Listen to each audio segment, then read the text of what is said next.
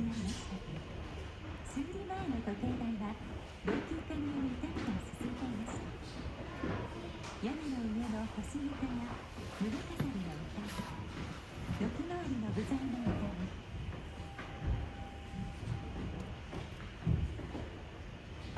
玄関の幕板が腐れ、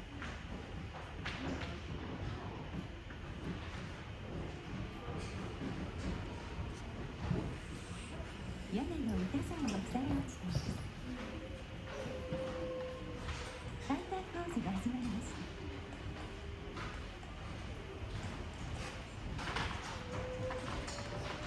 文字盤周りの板を解体しています。部材の一つ一つに番付がされます。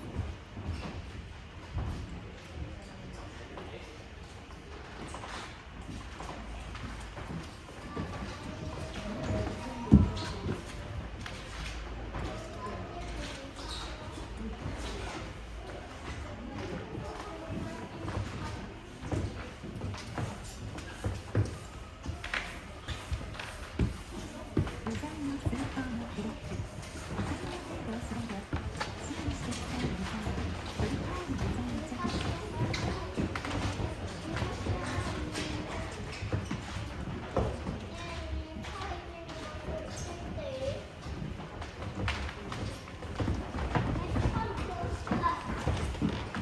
外している板は金隠しと言います。金隠しを留めていたのはダミーな四角い釘で角釘と言います。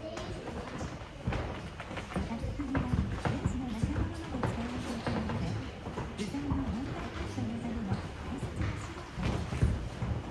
このような解体調査は建物の外壁、屋根の全体をやりました。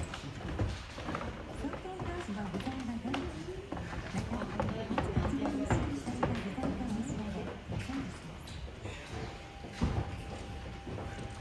昔の部材をできるだけ残すため、傷みの程度に合わせた修理方法を決めていきます。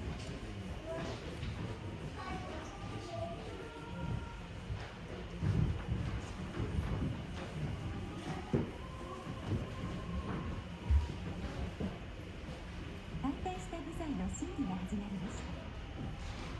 最初に洗浄し、乾燥させてから修理にかかります。割れているところは接着します。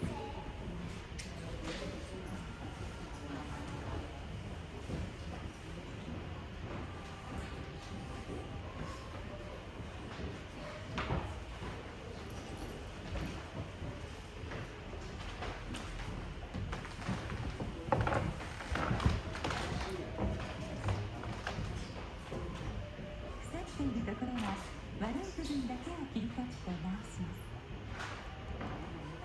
切り取った部分にあてがう板を加工します。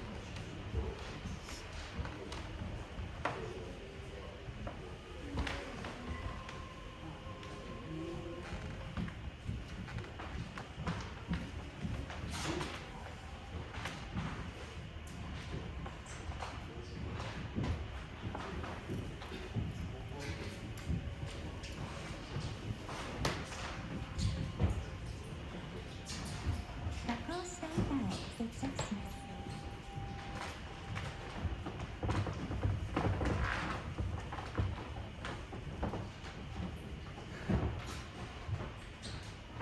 しっかり固定し、接着剤の固まるのを待ちます。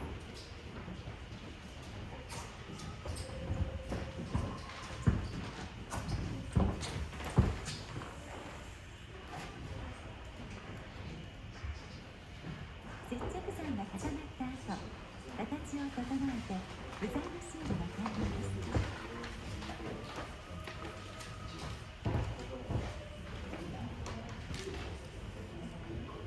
屋根に修理が終わった部材に取り付けていきます。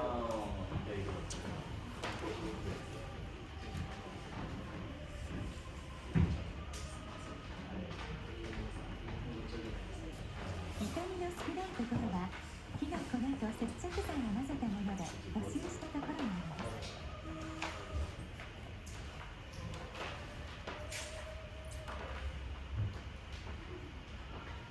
軒回りの修理が進んでいます。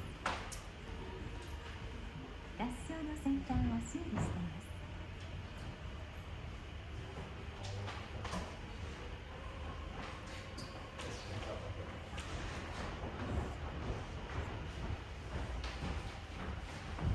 頼みの取り替え修理です。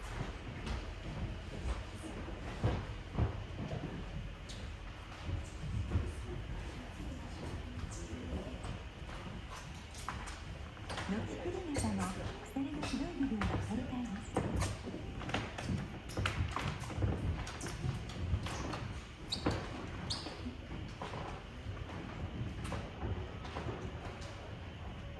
鼻隠しの修理。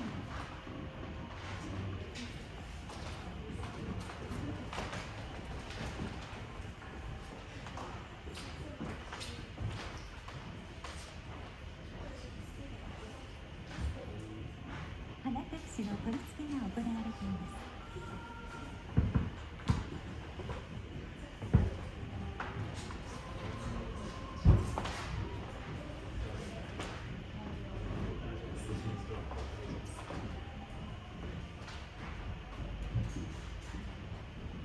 文字盤周りの板も修理を終えて取り付けられていきます。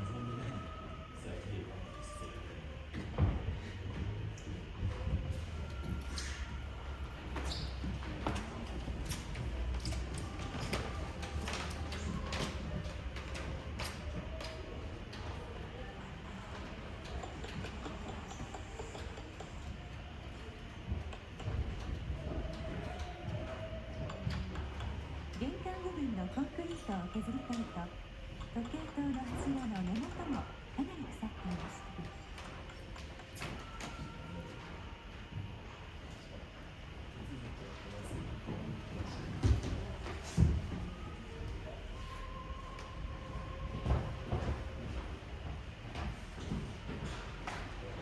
腐った部分を取り除いて新しい材料で補います。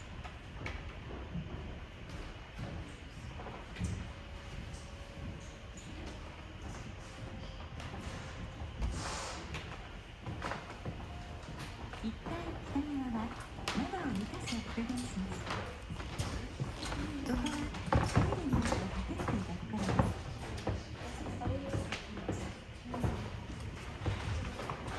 トイレを取り払うと、創建当時の窓まぐさが完全に残っていました。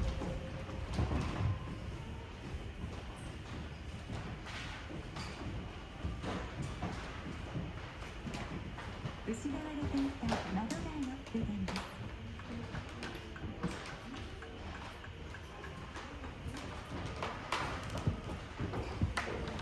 当初は柱を立てながら組んだ部分ですが、今回は接線という方法で取り付けました。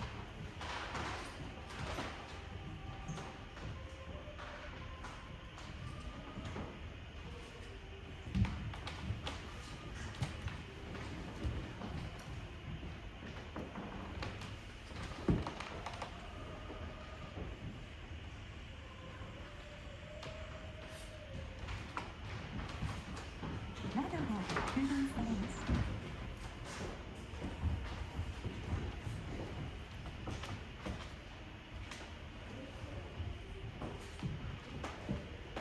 こうして今回の木部の修理は完了しました。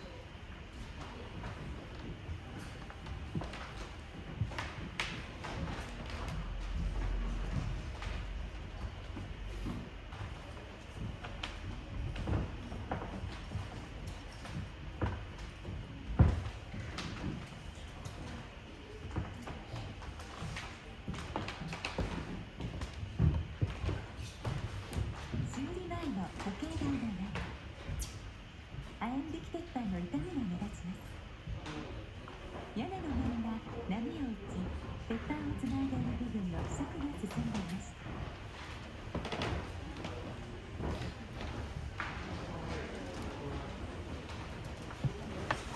このため雨水が浸透し、鉄板の下の板に塗られたペンキも剥がれてきたのです。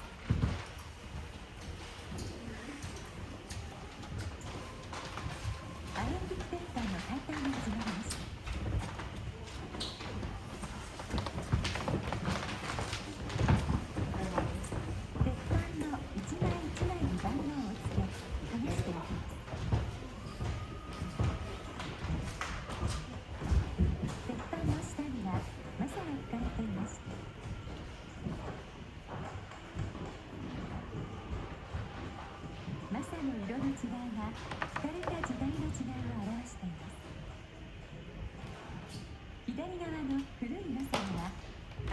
雪による噴火の跡が残っていました。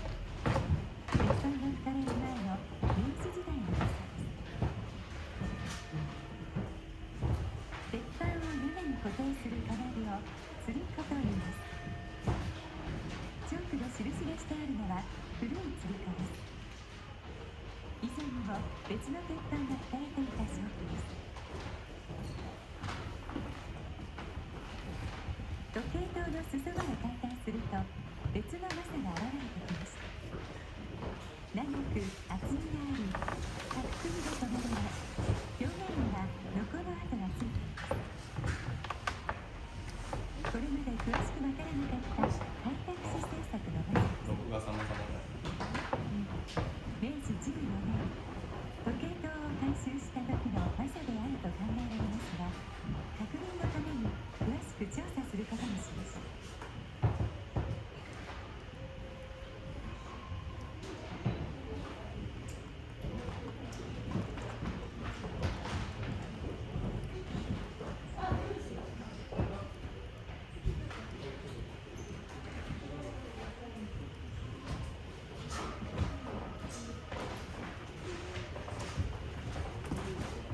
マサを剥がした下には別の角組みが現れました。横に似ている組です。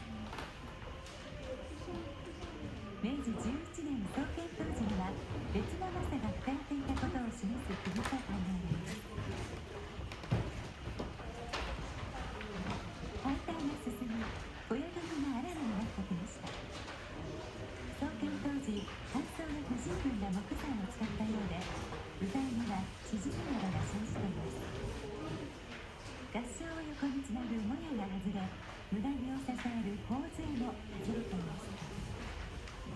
合掌の傾きを計測しながら直しています。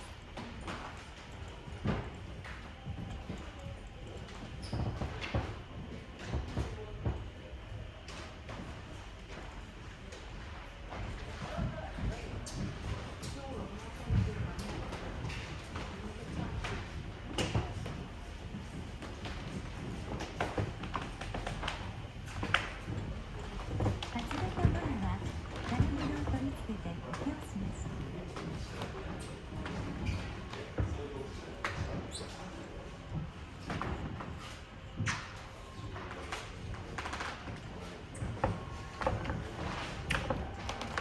たわんでしまった部分には木材を取り付け、屋根面を平らにします。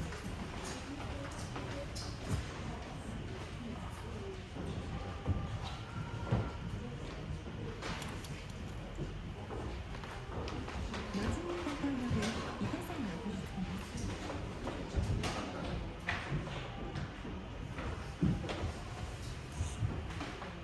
路地板の上には耐震補強の銅板を打ち付けたので、マサを含みますのは時計塔と玄関の屋根だけとなりました。小樽市銭箱に住む伊藤義光さん。時計台に使うマサを吹きます。まず、エソマツの丸太を所定の数頭に切って、厚さ3センチの板を作ります。その板を半分、また半分と割っていきます。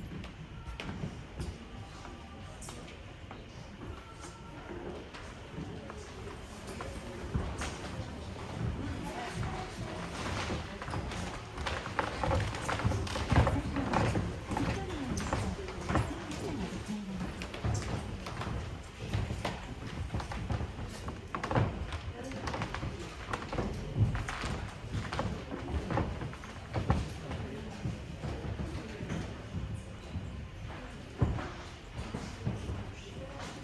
伊藤さんは北海道でも数少ないマサ抜きの職人です。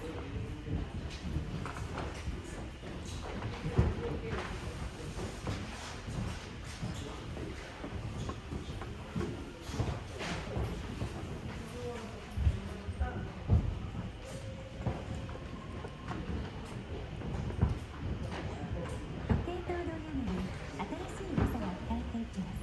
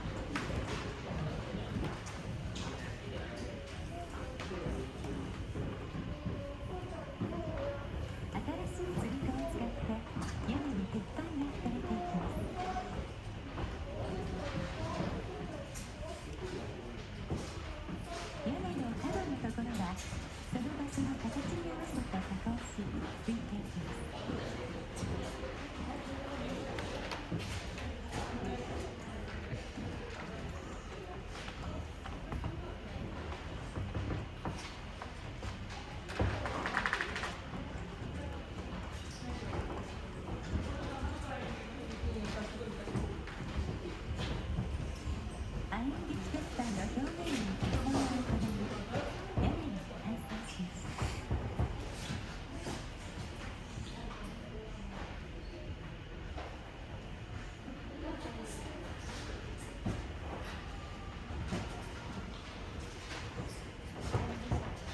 平成7年1月17日、淡路島北部、深さ 20km を震源地とするマグニチュード 7.2 の地震が発生しました。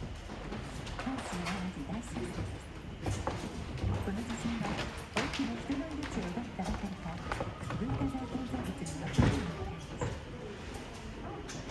時計台の修理工事は平成7年1月から始まりました。直後に起きた阪神・淡路大震災を教訓として、時計台に耐震補強を行うことになりました。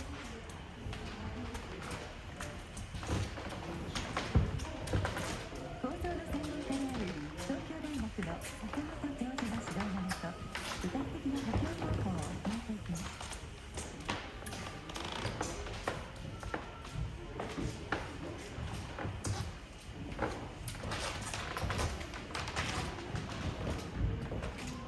屋根と壁に構造の合板を取り付け、2階床の締め直しで建物全体を高める方向を取ることにしました。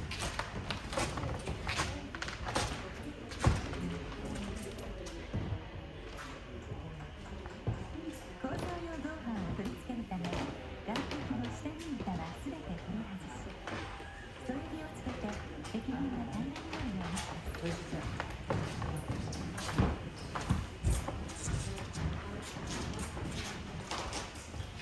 構造用合板を取り付けていきます。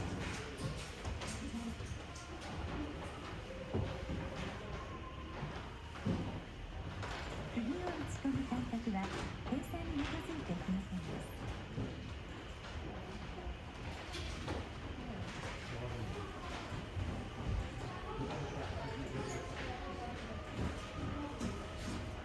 屋根は幅 1.2 メートル、長さ 3.6 メートルの大きさのカメラ製の合板を取り付けています。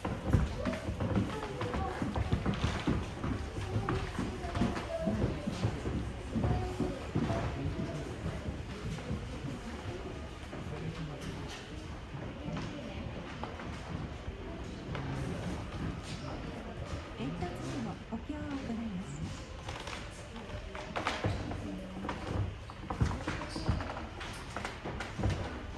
煙突の穴に32ミリのナップを入れました。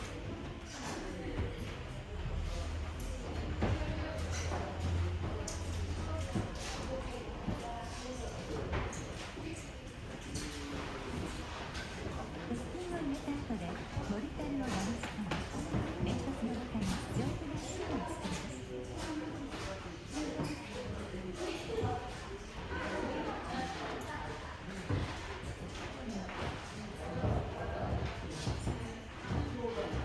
2階の床も強度を高める必要があります。二重で割れている床板を両方とも剥がし、下地の板を締め直します。下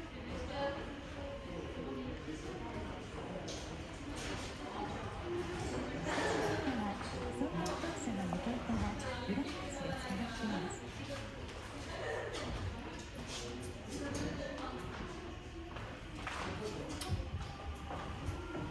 床の補強を終わらせた後、新しい仕上げ材を敷き詰めて耐水補強工事が終了しました。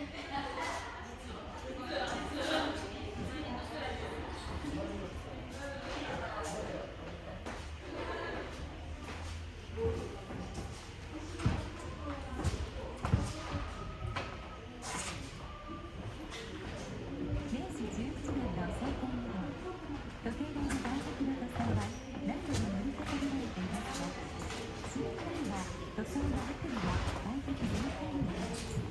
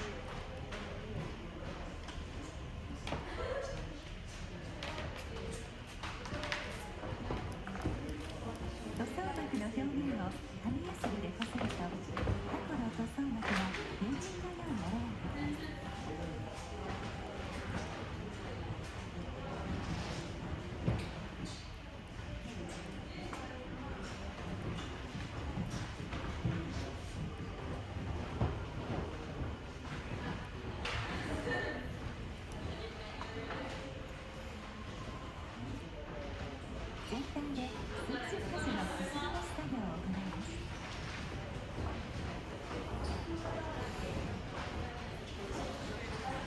分析用のサンプルを作り、東京国立技術祭研究所に送ります。塗装液の分析を行っています。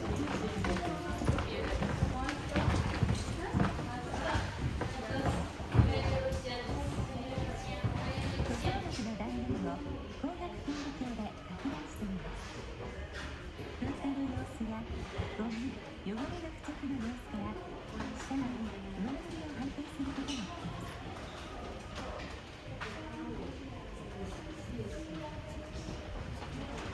操作型電子顕微鏡で塗装膜断面の成分の分布の様子を見ています。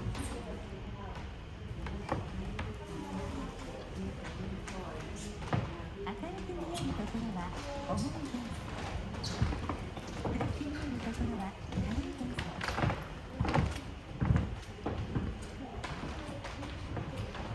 含まれている元素の含有量も調べることができます。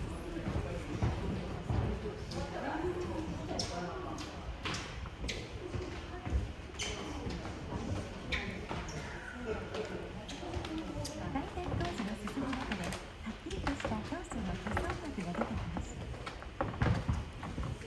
大正13年増築の東階段室に隠されてしまった時計台の南東隅の柱です。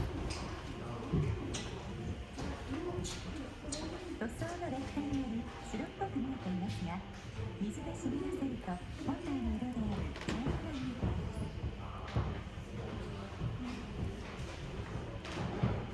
当初から残っていた部材にはどの箇所にも一番下に灰色が塗られています。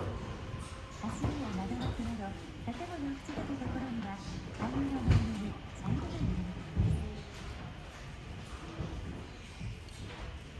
当初の時計台は灰色の壁が茶色の柱などで縁取られ、屋根は摩擦でした。今回の修理工事では創建当初への色の復元が行いませんでした。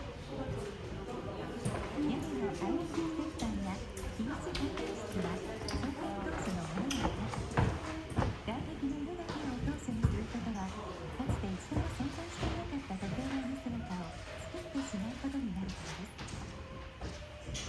塗装面の凹凸を修正する当て埋め、天板焼けを何度か繰り返し、下塗り、中塗り、上塗りと3回テープを塗ります。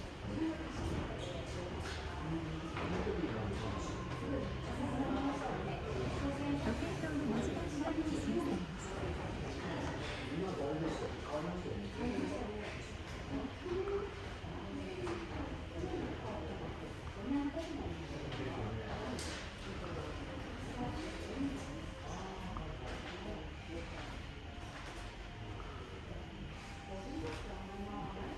開拓士のマークである星型の口で胸飾りも傷みが進んでいます。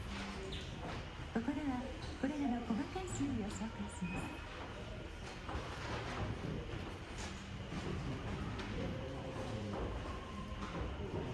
正面の胸飾りは傷みが激しいため作り変えることにしました。今までの胸飾りを型取りして作成します。